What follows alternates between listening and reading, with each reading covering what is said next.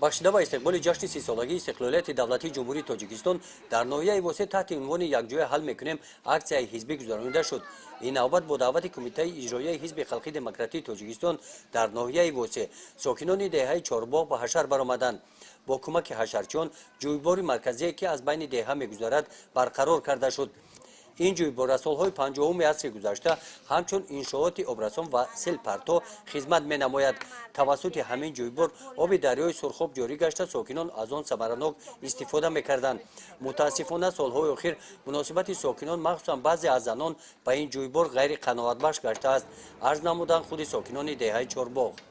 ами об тозагӣ ами одам занак ами обай тоза мекунем мо дар вақт чай ами об мехӯрдем ба худо ин қидиқча буд мегирифтем флакон напур мекардем мехӯрдем ҳеч чӣ монаш розе ки мебинем мусушин ҷойник ёлара. роҳбарияти кумитаи иҷроияи ҳизби халқи демократии тоҷикистон дар ноҳияи восе дар ин маврид бо занони деҳа суҳбат гузаронида моҳияти иншоотҳои обрасон махсусан ҷӯйборҳоро ба саҳми онҳо расониданд.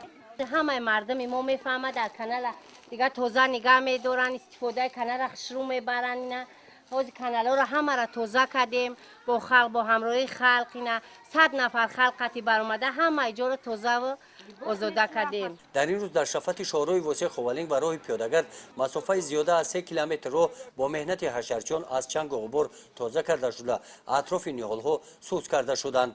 гузориши хоҷа назриев, худойназар зуҳуров аз ноҳияи восе барои барномаи иттилооти навид.